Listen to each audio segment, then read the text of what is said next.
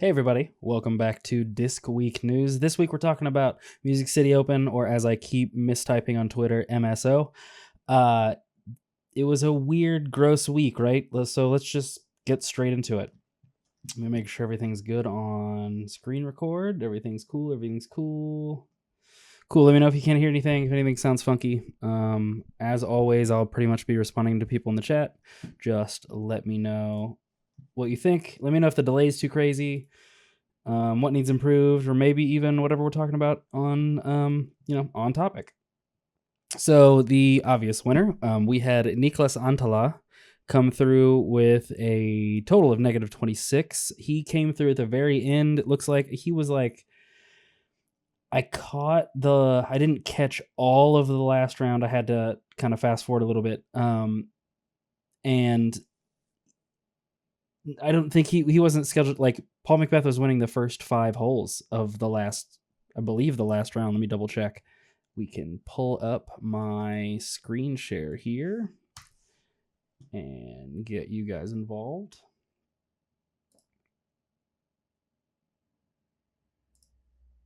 Perfect. All right. I know it's kind of hard to see on the vertical apps, but hopefully that ends up still being okay.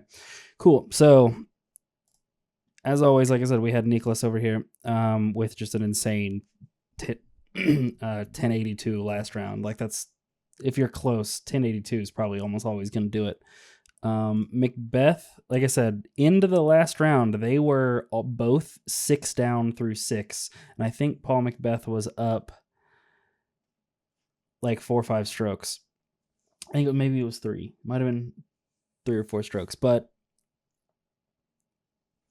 unfortunately, McBeth just didn't come all the way through. Now, he still shot a 1044 rated last round, which is right at his rating.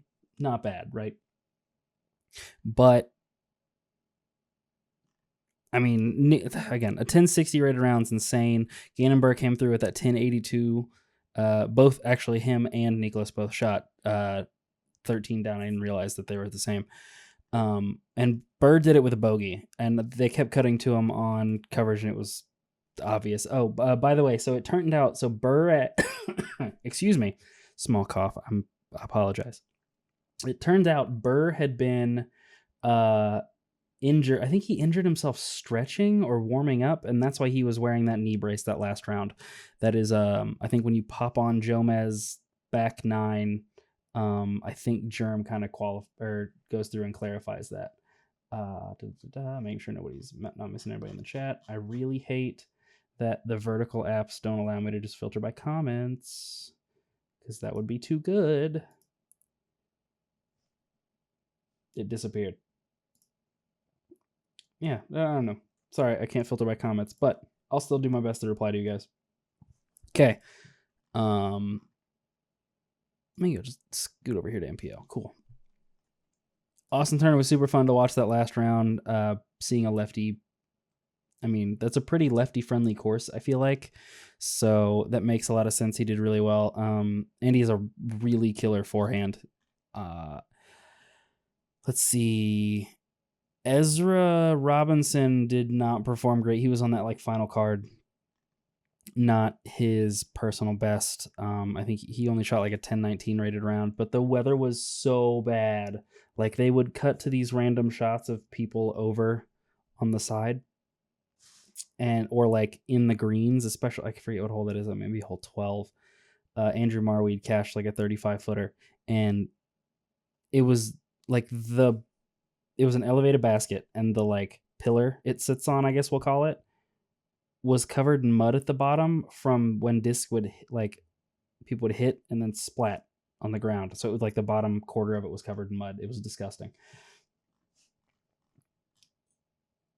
And how we doing so far over here, Silas? Okay, let's check who had our hot round. Ricky had the 8 down hot round 1. Round 2 was the one that had to cut, where Simon had I only realized excuse me, I only realized there was a cut because Simon had to come back and play 1 hole and 1 putt. That's when he hit that insane Anheuser putt from 50-60 feet or whatever that was. There was like a spike Annie that flexed out and went in like the back of the basket, and it was his like second putt of the day. It was insane. Now, Casey had hot round, second round with a 1076, and then finals, 13 down. So Nicholas and Gannon both shot. So 13 down was the hot round for the day on the MPO side.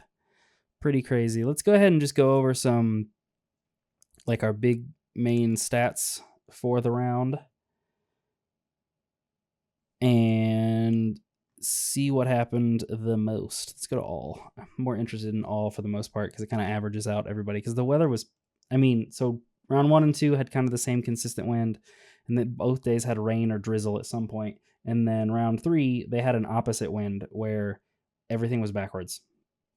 So some people were going long when they wouldn't typically be going long. McBeth, it seemed like he struggled on some of the open holes.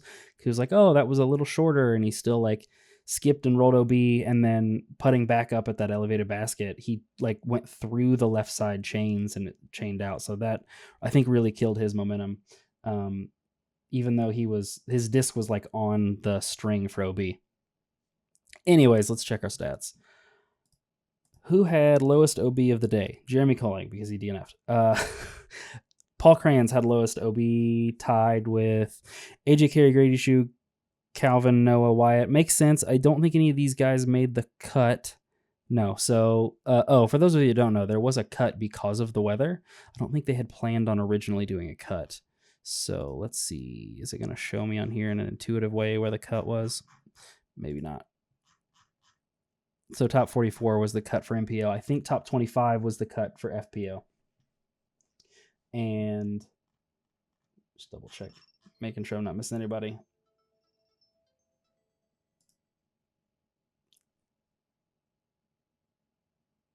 Nicholas, I think, is 24 years old, just to double check. I apologize. I don't know why my thing just disconnected and reconnected. That was a funky and awful sound. I believe Nicholas is 24 years old.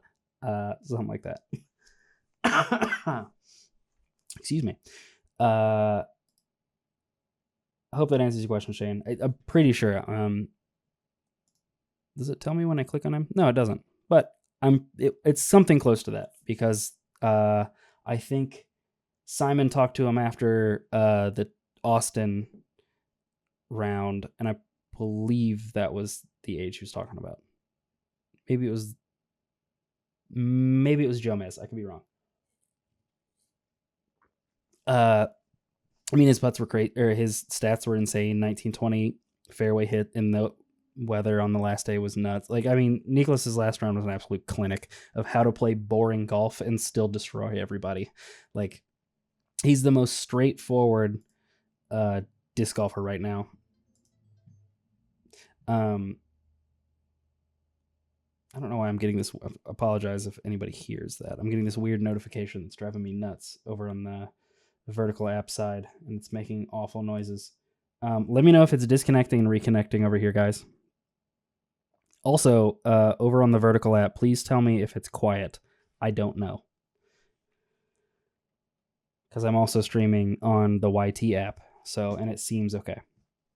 Anywho. Okay, cool. Back to stats. Strokes gained putting, I think it's pretty clear that's going to be Nicholas for the whole tournament. Yeah. Nicholas, then Gannon. Shocker. Adam Hammis, and then Parker Welk, who was at 77th and still was strokes gained, which is crazy. He had the longest average putt, too, of almost 20 feet, which is sick.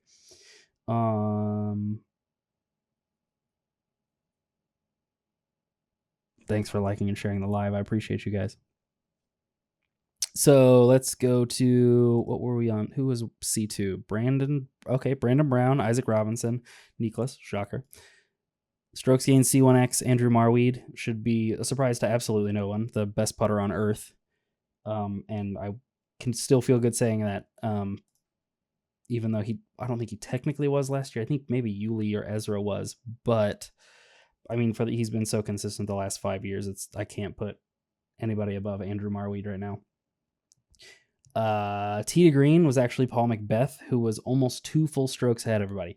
Now, if McBeth could get his C2 back to where it used to be, everybody's in trouble. Because if he's going to gain 2 strokes on the whole field, tee to green for the tournament, and then get back to his normal crazy C1X, C2 stats, everybody's in a lot of trouble. McBeast could be back, no problem.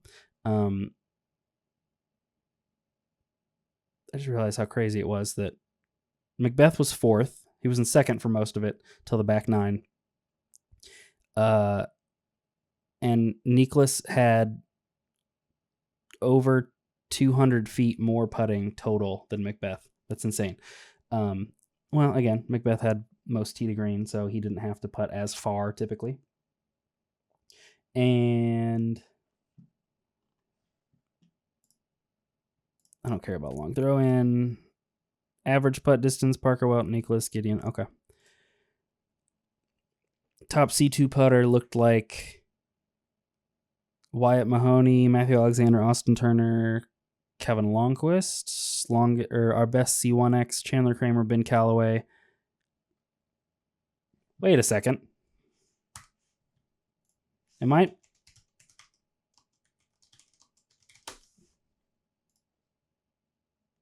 Okay. I was mixing up Chandler Kramer with somebody else. That's totally my fault. Sorry. I almost said something dumb. I apologize. This is why I'm producing it myself, so I can dummy check myself immediately. Then, where were we at? All right, best C2 regulation was McBeth, where 46 of his 54 drives landed in C2, which is nuts, and then 26 of his 54 landed in C1. Nicklaus actually had 2 more in C1 than McBeth, which that'll do it.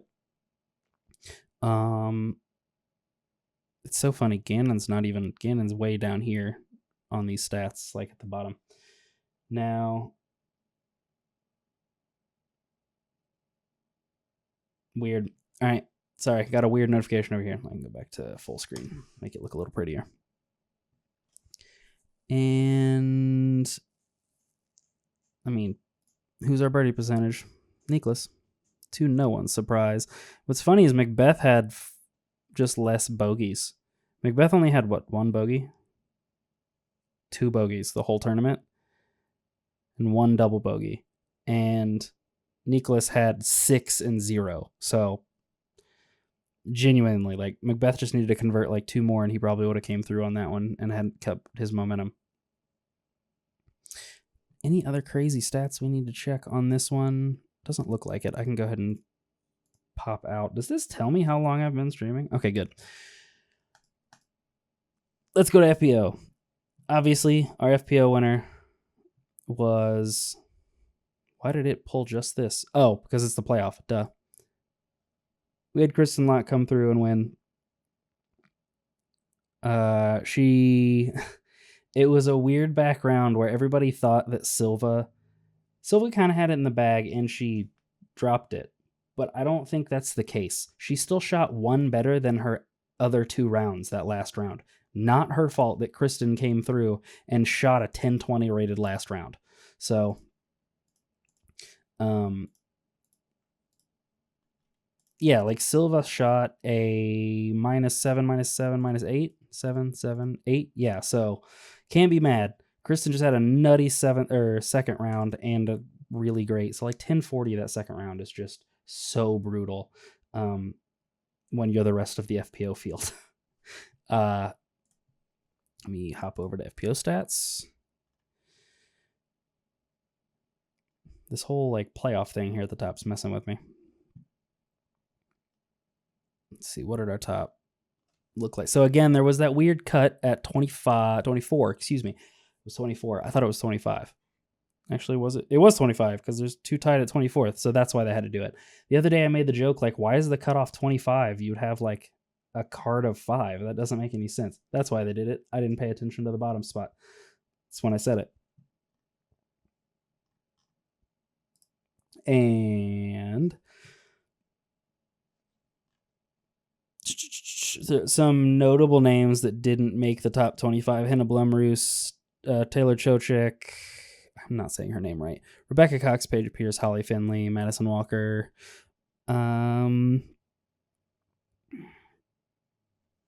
Yep, Hannah didn't. I think this is the first time this year Hannah hasn't made the cut.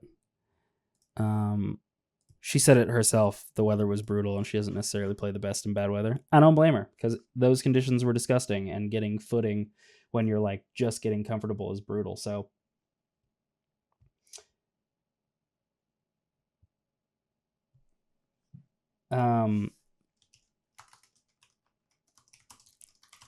so like I said, nobody should really be mad at Silva. She played so good and played way over her rating. She shot almost a 10-20 event when she's 975 rated. Kristen just shot a little over her rating. She's like 1,003 rated as of today. And she shot a 10-20 event. So it's literally, she shot one rating point better, because that's just how averages work, since they didn't both shoot the same.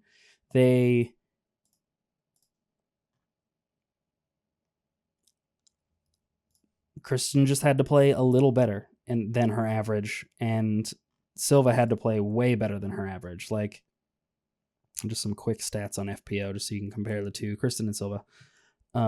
Obviously, they're kind of the main storyline for today's episode. So, 19 out of 20, 19 out of 20 fairway hits, 1 out of 2 scrambles, 0 of 1 scrambles. Let's see. So they were both 16 out of 18 C2 in regulation, 10 out of 14. She was actually a better putter than... No, she wasn't. Okay. So Silva was 10 out of 14 C1X, where Kristen was 10 out of 12. So percentage-wise, technically, Kristen was a little better C1X.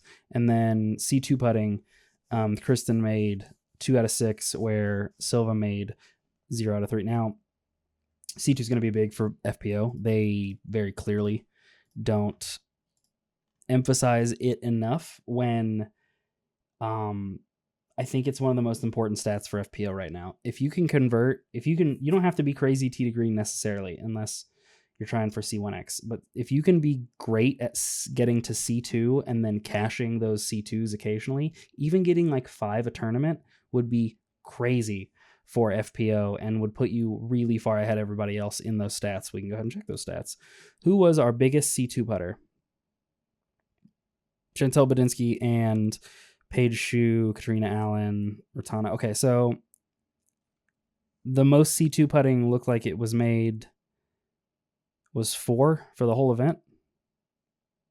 So yeah, like that just can push you way farther. So let's see, for those of you that don't know, sorry, coming out of round 2, Kristen Tattard shot 11 down to catch up and really put the pressure on Silva. Silva kind of just had to play a little better than usual, but as far as the rounds go, Kristen just played a little better. They both shot 8 down, but Silva took it down in the playoff. So let's see. It should show me it's not going to show me the playoff up here, is it? All scores. And I think in the first hole of the playoff, she won. It's not going to show me in these stats.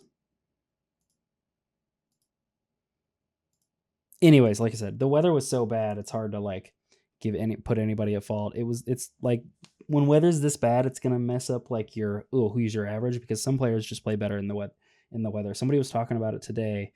It might have been KJ, doing your rain run up, where you're way more over the top of your feet instead of bracing hard into that last shot, into that last step. So you almost have to be purely upper body, and then your feet are sort of just a timing mechanism. You can't really stop because you'll just slide, and then that messes up your weight transfer. You have to have a completely different run up. Most guys who do standstill do really well. So let me double check. Shane, remind me, and I will double check. Let me get through these stats real quick. Now, the stats for FPO, who had the most gain putting? Ratana Meekum. Okay. 3.55. And then C2 looked like C2 strokes gained was Katrina with 3.28. Strokes gained C1 was Nat Ryan at 210 versus Jessica Weiss at 1.84. All right. And then tee to green, 9 to 8 with Silva. So yeah, 9.8 with Silva, and with Kristen only at at 6. So Silva, tee to green, had 3-stroke advantage on Christina, but then, on Kristen, and then just made up for it by converting some of those C2 putts. Like I said, I think C2 putts really need to be emphasized on the FPO side as far as practice goes. I know that's easier said than done. Oops, sorry. Let me go back to all stats. And where are we at for percentage-wise? Silva was best at C2 putting. Dean Carey was best at C1 putting. Kristen was 3rd place in C1 putting.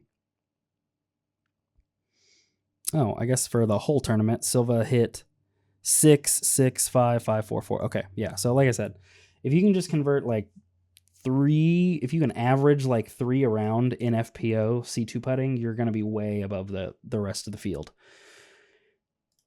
C1X putting, we are at Dean Carey, Holland, Hanley, Silva. Okay, C2 in regulation, this was pretty big for this tournament. Kristen, Holland, and Evelina all tied at 80% hitting C2 in regulation.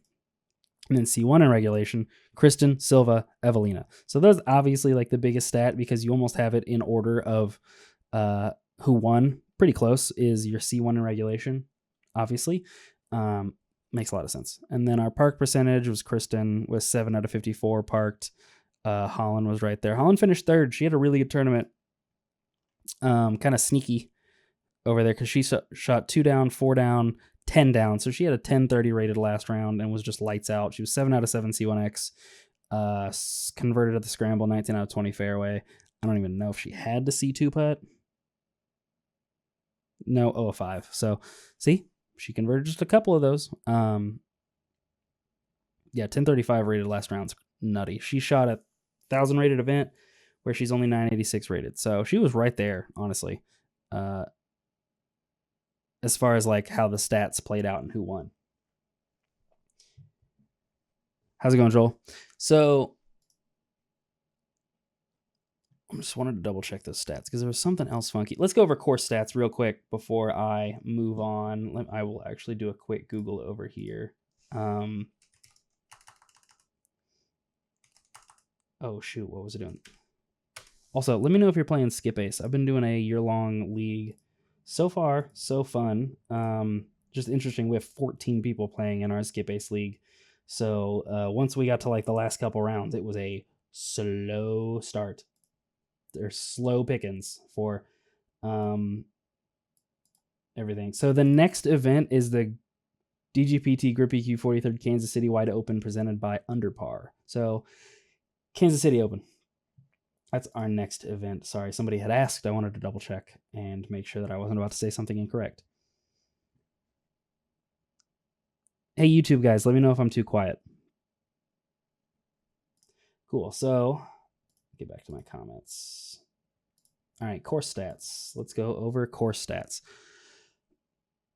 It's so, I'm going to put this with like a grain of salt on these course stats because the weather was so bad. Like they were flooded out at one point. I mean, I'm in the Midwest. We had 2 tornadoes come through just my city. And then the White River flooded, which is one of the major rivers in Indiana. So it was nuts. We had like full baseball diamonds underwater. And I think heading south, as I think about it, where what's the distillery? There was a distillery underwater. It's like one of the big bourbon distilleries, and I'm completely spacing it. But let's look at course stats. Let's go to MPO first. Don't really hear a lot of complaints about this course, so pretty cool. Let's go over stats. Course stats. There we go. Excuse me. So, Buffalo Trace, you the man. Yeah, so Buffalo Trace Distillery was like underwater. Just nutty. So I saw something a restaurant manager did was he pumped a live well into his restaurant so it was clean water in his, like, so he like leveled it out as the water rose. It was clean water inside instead of dirty water. Pretty smart. It at least alleviates some of the issues that happens with flood water. So anyways, really neat. Never seen that before. And we're looking at course stats now, finally.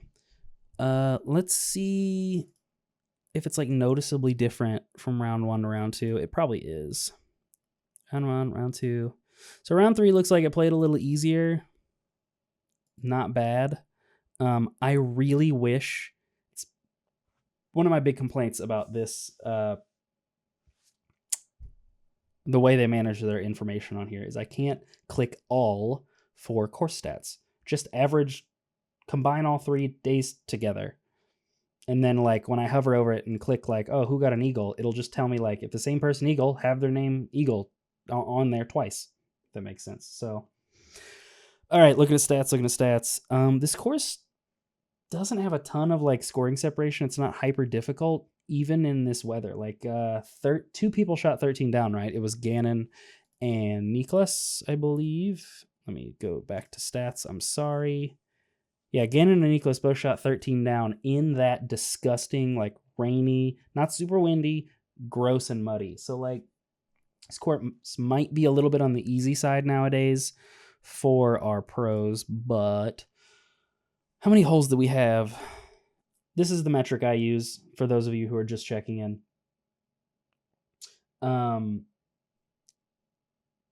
The metric I use on course stats is if 60% or more of the field take the same score, I don't think there's enough scoring separation. Now, is every hole going to be like that? No, that's fine. You're going to have some like birdie or die holes, which have like a lot of birdies, but just as many bogeys as pars, right? You're going to have that. That's totally fine. So DJLCR asked, what players are you following? Super new to disc golf. Not sure what leagues I should follow. So the PDGA is like the, big major tournament we follow. And that's what I'm using here is the PDGA website for all the stats. They do a pretty good job. As far as players I follow right now, because of the fantasy league, I'm kind of just following those guys right now. So like, who's on my fantasy league? I have Nathan Queen, Big Germ, Andrew Presnell, Kristen Tatar, Hannah Wynn, and a couple other ones. But those are like the main ones I'm following right now as far as stats and all that good stuff. But yeah, I hope that kind of helps answer your question. Reach out, can't read DJLCR. Sorry, I took some cough medicine earlier, and I can tell that the caffeine is kicking up. So do yourself a favor and just follow Jomez. They have all the post-produced stuff. That's like by and far the best produced content for disc golf right now. Now, Ace Run Pro is kind of running their own stuff, but most of the big pros haven't quite converted to that yet. Granted, they still have a pretty good production going on over there. Super nice guys, too. I've met them all. Sorry, back to course stats. So like I said, if 60% or more of the field get the same score on the hole, I don't think there's quite enough scoring separation. Now, we had 1, almost 2, 3, 4, 5, 6 holes where 60% of the field took more, all the same. So this is kind of a birdie or die course. If we're being totally honest, there's not a lot of bogeys to be had, even in those terrible, terrible conditions. I have a feeling these par numbers would be much lower had they had good conditions. But that's just kind of, like I said, I think this course might be getting a little dated compared to our MPO talent. Our MPO talent's gotten so good. It's hard to keep up as a course designer without making them just kind of dumb for the bottom half of the field. Nah, I mean, we've seen what happens. So what was our hardest hole? This is how we figure out how the weather was worst. Our hardest hole averaged 0.3 over par, and that's it, which isn't a lot. It was a 520-foot par 3. That makes sense. Let's see if it was this. Let's see if it was the same hole. It's hole 18. Hole 6 played the hardest the second day. Hole 4 played hardest the first day, which makes sense. I think 0.6 over par. I think. Oh, they don't have the overlays over here for the signs. That sucks. All right. Sorry, this is typically how I figure out which holes were what. But yep, that's 720 foot par 4. I think that was the U-turn. I'm pretty sure that was hole 4. I could be wrong. What was the easiest hole every day? Hole 2, 70% birdies. That's a lot of birdies. Hole 1 played easier round 2. And then round 1, we had hole 16 play. So that's interesting. Depending on the weather and the wind, it was a different hole for hardest and easiest every single round. So that's interesting. Shows how much weather can be a factor, right? Now everybody was getting used to how squishy it was round 2, and then the wind was completely different round 3, so that makes sense. Now let's look at the ladies' stats.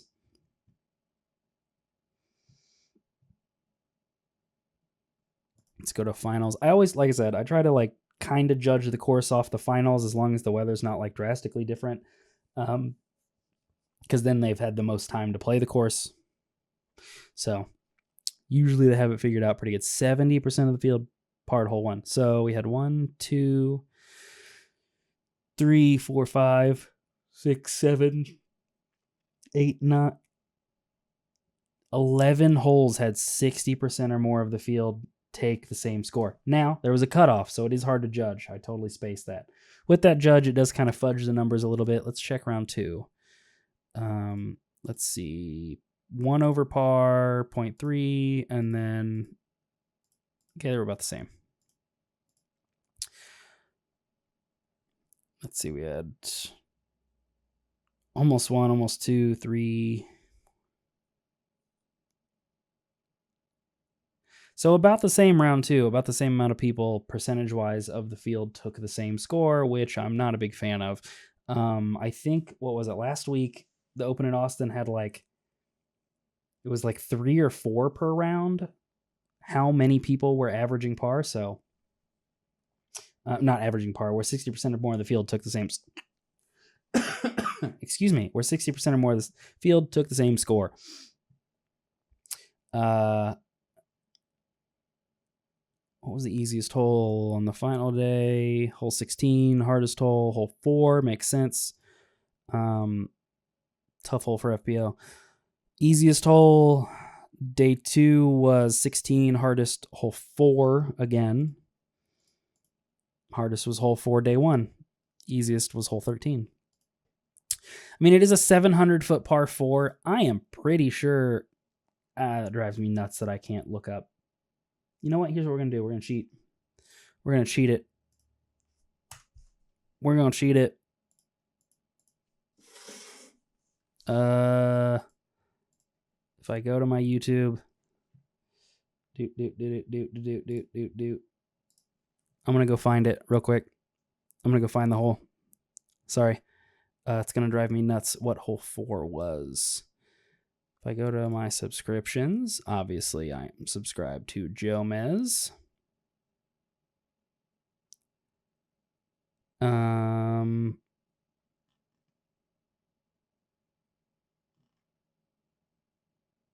They changed the thumbnail.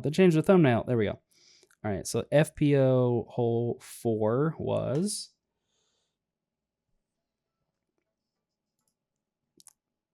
One, two, three... Oh, sorry. So hole 4 is not the U-turn. Hole 4 is that they used to have the big net on the right, I think is the hole I'm thinking of. So it's that really straight shot. I don't think they're going to show the... There it is. So they're kind of showing it. I'm sorry, this isn't going to be the prettiest thing on earth. But there, you can kind of see it.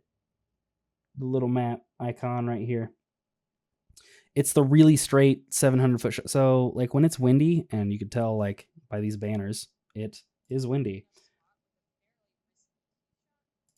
And that was good conditions because I think these drone shots were filmed the days before. So Hardest hole, I mean, you got to throw pretty far to really birdie this hole. And it's like super accurately. This tee, like the green is not very wide. Pretty interesting hole. I kind of like the idea of like forcing a tunnel shot in the open. Allows for a little bit of creativity, especially with this interesting tree of walls. And then this weird like fish hook cutout. It's kind of interesting. I know some people don't exactly feel for the artificial OBs, but I don't think it's that bad, especially just a couple per hole. Let me get back out of here and then get back to my course stats real quick for the ladies. And here we go. You can tell when I pull up the course stats, my face gets brighter. Oh, what's up with my hair? What is up? Okay, sorry. Been a long day. Go back to screen. And cool. So that makes sense why that was the hardest hole. Like, who birdied it? I can almost guess. Holland and Silva. I was right. Hilarious. Who got it on the last day? Haley and Holland. Didn't realize Haley played. Let me go check Haley's stats. Kind of a Haley fan, and I didn't even realize she played this week. Had a busy weekend, so it was hard to keep up with everything. Where are we at, Haley? Good for Haley. Tied 10th. All right. She shot right at her rating. So that's kind of where FPO's at right now. You can shoot 970 rated and hit top 10. And for some ladies, that's just shooting the rating. So, but I mean, like this new talent popping up like Silva. I mean, we had Candace Burge come through and hit tied 5th. Missy Gannon, Ella Catmerch, Katrina Allen. These are all like names we're kind of used to seeing, but hopefully you get some of these other names up helping compete a little bit. Is all right. Kona shot a little bit over her rating. Good for her. Some notable names that didn't make the cut. I think I already went through this. Was like, but I'm just interesting seeing Paige not make that cut. I didn't realize her rate. She was like what 998 rated at one point. And she got married. Good for her. So, big names for MPO that didn't make the cut. Nicola Castro, Corey Ellis, Garrett Girthy, Albert Tom, Nathan Queen, Grady Shue, Gavin Rathbun, Evan Scott, Oakley, Kramer, Parker,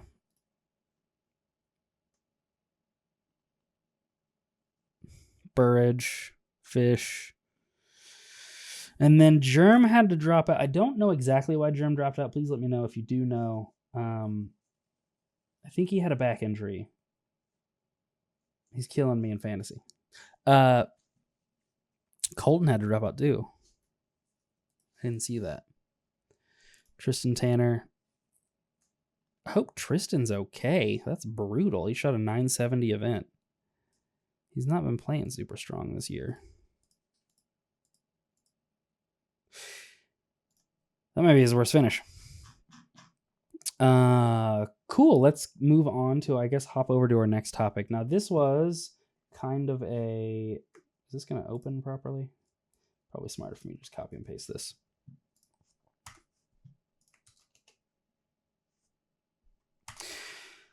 This is an interesting take on what par is in disc golf. Now, everybody's had the conversation in ball golf, like, okay, it's how many you reach the green plus 2, I think is how golf is figured out. So like a par 3 is, yeah, you can reach the green in 1, you're probably going to 2-putt. Disc golf can't be like that. Disc golf putting is so much easier. And the courses are shorter. So like, obviously you can't throw a disc as far as you can hit a ball. Duh. We all know that.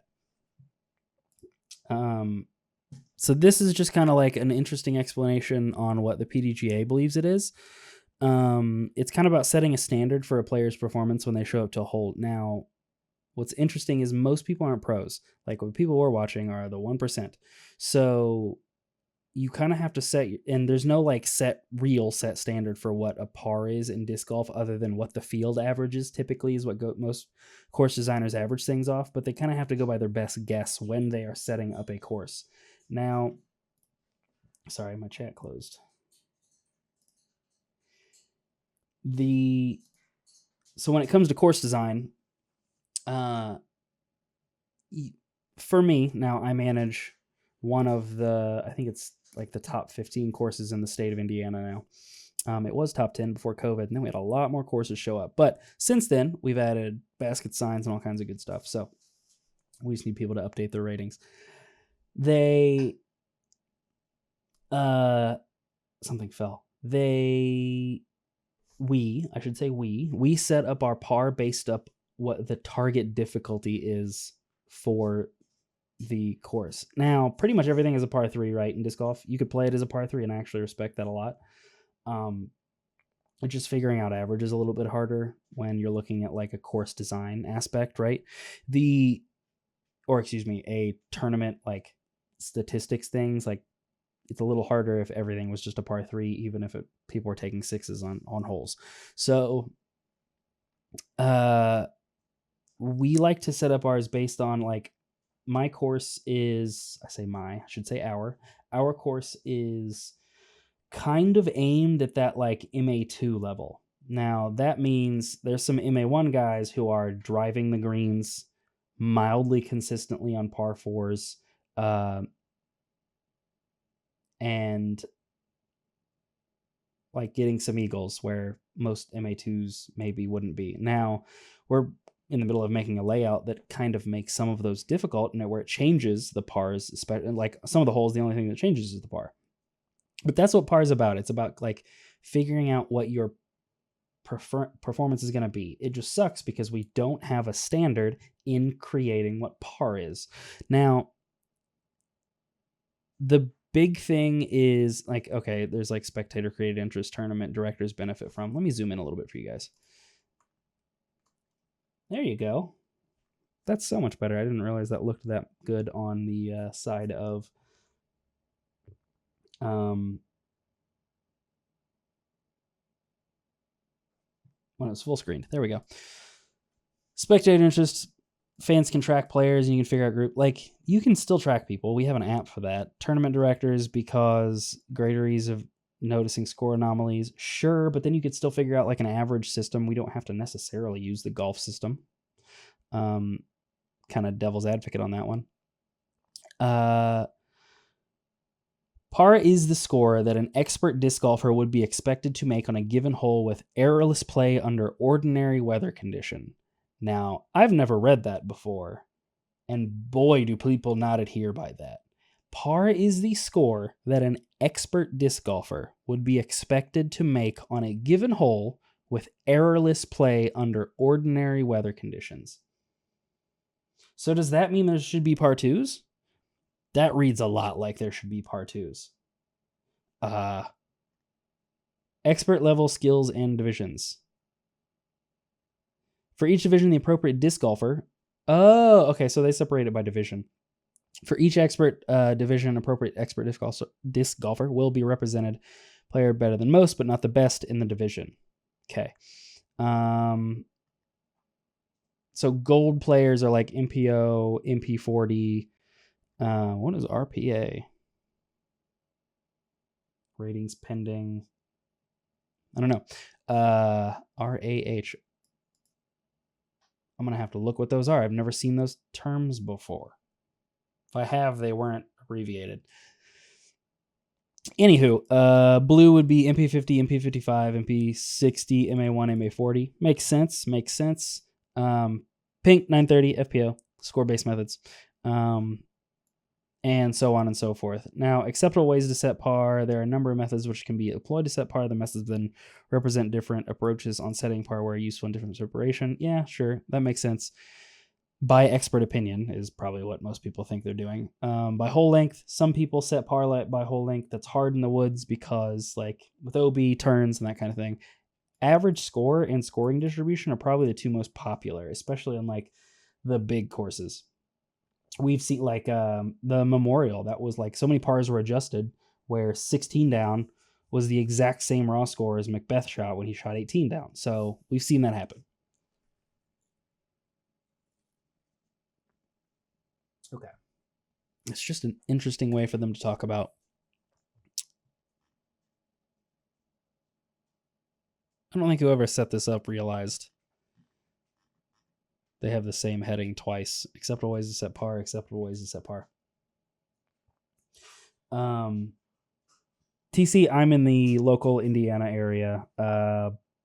Greater Indianapolis is probably the best way to say it, but I travel enough to play. Played 80-something courses now. Typically when I travel, I'm trying to play like the top-rated courses in the state. So most of the courses I played are like the top courses in the Midwest. The most accurate method of automatically setting score based on score distribution. That makes sense, especially once you get like a couple events and get some MPO people out, some MA1 people out. That makes a lot of sense, especially based off if you have multiple layouts. Obviously, that's a big determining factor on figuring out par, which is not necessarily the same in ball golf. This is all by distribution. All right, that's an interesting way. They have like heavy foliage, light foliage for figuring out distances. There's so many like asterisks. I don't know. So many asterisks to, yeah. Once elevation comes into play, dog legs, carries, OB, yada yada yada. Excuse me. They mildly tell you how to adjust. Effective length equals measured length plus 3. 3x target elevation minus T elevation. Okay, so it's starting to make a little more sense. Somebody really sat down and took a lot of time, and I'm probably like the third person to ever read this unless it's been at a clinic.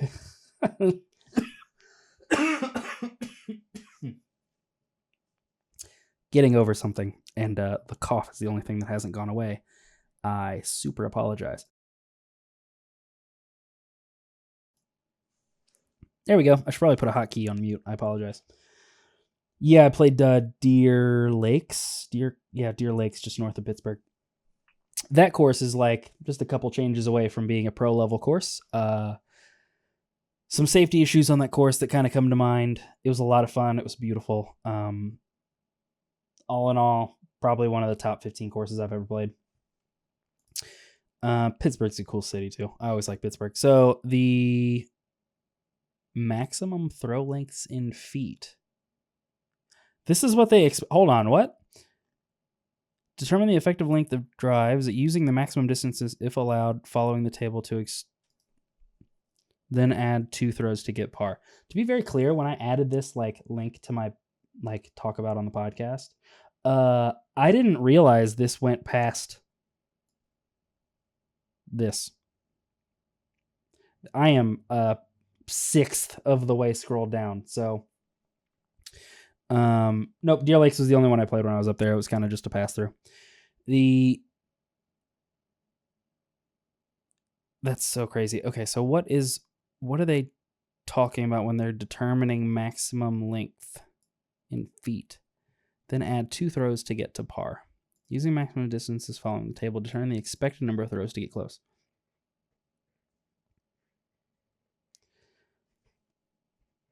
Yeah, I don't know if I'd necessarily follow this. We have 400-foot par 3s that are like totally acceptable for MA1 around here that are flat, kind of uphill. Yeah, I don't know if these are necessarily right. I don't know if I'd pay attention to this one too much. 50 feet. This is like what they're expecting people to throw. Don't love that, but this, they're kind of more determining, even though they already kind of had this up here, where the top of it has the par. Undesirable ways to set par. Based on statistics from the end of fire, it is not recommended to set par based on scoring statistics of the end field. Duh. You don't want you don't set par based off what your worst people, like your MA4 guys, are doing in comparison to your MPO. You kind of your par is more or less set up what the difficulty of the course is sort of set up to be, in my opinion. And then what it ends up playing as in those events. So we have one course here. It's called McCullough Park in Muncie, Indiana. And it's a little bit harder than McCullough or than Carl Scott. And it's just a little more open, more park style, a little less wooded, but there's certain holes where we have them set based off what MPO does because they're sort of tweeners on if they should be a par 3 or a par 4. If they were a par 4, then everybody would birdie it type thing, but there wouldn't be a lot of eagles for the lower divisions like MA2 and below. So we kind of set par based off MA1 at McCullough, and then at Carl Scott we base par based on MA2 is kind of what we sort of average things out at. So that's just how we set up things. It is never acceptable to set pars higher to create sensational under par score. Well, no kidding. I just like the little tag they had to add on to there. That makes sense. For tournaments, it's not recommended to simply default to T signs, probably because very few courses were designed for the skill level of MPO. Okay, so maybe this is a little more generally talking about DGPT MPO. That would make sense. But I think that kind of, levels out what the purpose of par is, because people kind of go back and forth on what it should be because of how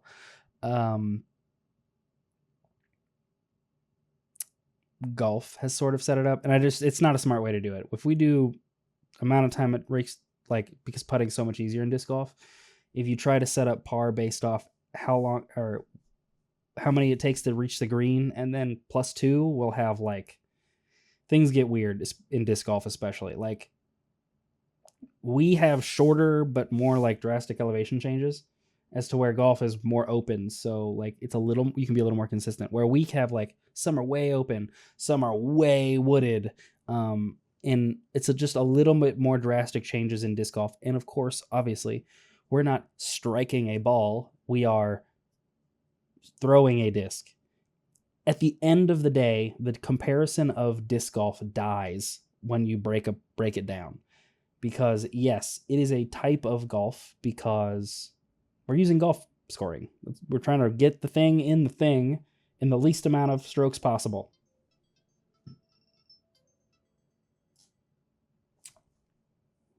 That notification on the vertical apps is so loud. Anyways, disc golf and ball golf. I have to say ball golf. I know people hate it, but when I'm talking about both, you kind of have to make sure you're not confusing anybody. In regular life, I'm just saying disc golf. I'm just saying golf. But when I'm talking about both, I have to differentiate them a little bit. But the comparison between the two really dies. Okay, we use some of the vernacular, and we use a similar scoring system. Our stats and stuff are changed a little bit. That's why I say similar. Now, we're trying to get the thing in the least amount of strokes possible, right? Now, that's where the sports stop comparing. And, sorry, I'm getting a glare over here. I didn't realize I was getting. That's where the sports stop being able to be compared, because one is a striking sport. You're striking a ball and worrying about how grass affects the slight rolls, and elevation changes in ball golf can be so much less and affects it so much more than disc golf. Now, that's it. I think that's where our comparisons kind of fall apart. Course design is not the same because we have a flying disc as opposed to the tiny little ball.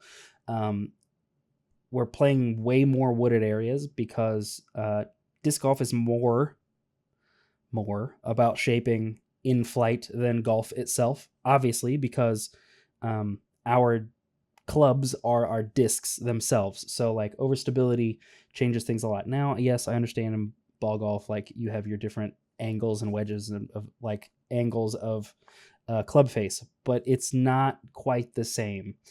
Or as drastic, where disc golf we can do weird like tomahawks and thumbers and backhand rollers that don't fly the same as a ball golf at all. Like, so at the end of the day, our comparison of ball golf to disc golf really just falls apart once you take away some of the vernacular, where disc golf will just make up more words, or the scoring system is similar. Or very different sports, and I don't think it's a bad thing to take certain things from such a successful sport like golf, especially in the administration side, in the tour side. I don't think it's necessarily a bad idea, but we're already backwards from that in disc golf. In disc golf, like, our payouts are so much lower, but players get a higher cut based off sales. Like, that's like, there's certain things that are already different between disc golf and ball golf. So, ball golf is so much harder to be good at, and that's coming from a guy who's kind of naturally good at ball golf. But I think that's just, and we're saying good. We're like, shoot, if you want to say good, this is where it's different. Like, since there's no setups, or since there's no like set standard on what par is, like, we had 2 pros throw 13 down this weekend. How often are you going to see that in ball golf, like on the pro tour? Like, almost never. So being a scratch golfer is different. You know what? That'll be a fun Google.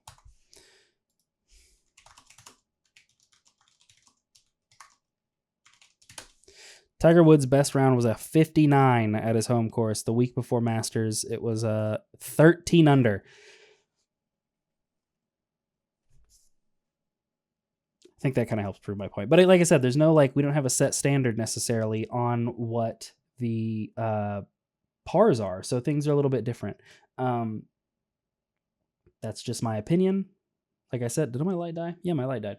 That's just my opinion. Let me know what you think. So it's a pretty good way to end the episode. I want to thank everybody that came and hung out. Same time next week, after the Kansas City Open. I haven't figured out how to end these episodes yet. Take care, guys. Have a good night.